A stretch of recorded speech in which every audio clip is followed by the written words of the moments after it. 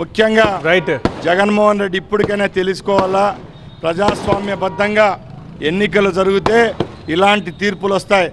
మీలాగా నామినేషన్లు వేయకుండా నామినేషన్లు చించేసి అలాగే ఎలక్షన్లు జరిగినప్పుడు కూడా భయభ్రాంతులు జరిపే పరిస్థితి నుంచి ఈరోజు అంబేద్కర్ గారు రాసిన రాజ్యాంగానికి భారతదేశ ఎలక్షన్ కమిషన్కు స్వేచ్ఛనిచ్చి ఇక్కడ ఎన్నికలు జరిగినచో ఈ 2 స్థానాలు కైవసం చేసుకోవడం జరిగింది.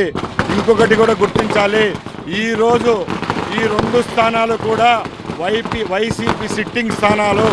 గత 4 పర్యాయాలుగా వైసీపీ పార్టీ రిగ్గింగ్ చేసుకొని దాడులు చేసిన స్థానాలనే ఈరోజు మేము గెలుచుకున్నామంటే ఇక్కడ మాకు పాస్ మార్కులు కాదు, డిస్టింక్షన్ మార్కులతో ఈ రాష్ట్రంలో ప్రజలు చంద్రబాబు నాయుడు గారి కూటమి ప్రభుత్వానికి ఈరోజు ఆహ్వానం ఇచ్చారని తెలియజేసుకుంటున్నా.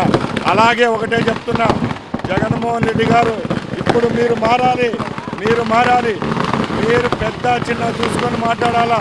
నిన్న మీరు 56 నిమిషాలు ప్రెస్ మీట్ పెడితే మీరు మాట్లాడిన మాటలు, మీరు వేసిన వ్యంగ్యాస్త్రాలు చాలా దారుణంగా ఉన్నాయి.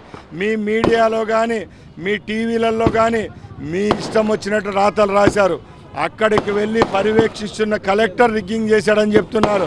అలాగే పోలీసుల మీద నింద మోపారు, ఐపీఎస్ ఆఫీసర్లను తిట్టారు. ఒకటే గుర్తుంచుకోవాలి, ఒక 5 సంవత్సరాలు ముఖ్యమంత్రిగా పనిచేసిన మీరు ఇలాంటి మాటలు మాట్లాడడం సబబా అని అడుగుతున్నాం. ముఖ్యంగా ఒంటిమిట్ట పులివెందుల ప్రజలు ఊపిరి పీల్చుకున్నారు.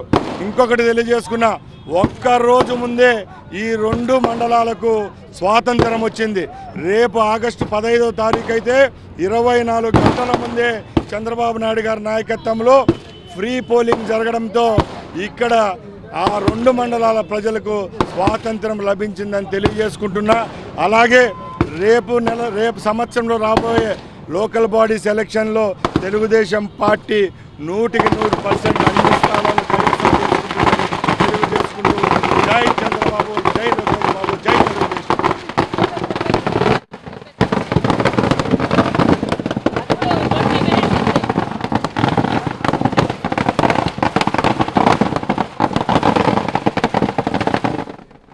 అది ఇప్పటిదాకా మనం చూసాం.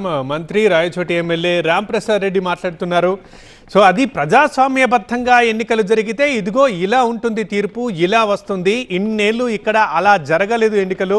సో మొట్టమొదటిసారి ప్రజాస్వామ్య వాతావరణంలో ఎన్నికలు జరిగాయి కాబట్టి ఇలాంటి తీర్పు వచ్చింది. రేపొద్దున మళ్ళీ ఇక ఇలాంటివే రిపీట్ అవుతూ ఉంటాయి. వైసీపీ వాళ్ళు ఇప్పటికైనా కళ్ళు తెరవాలి, జగన్ మారాలన్నారు రాంప్రసాద్ రెడ్డి.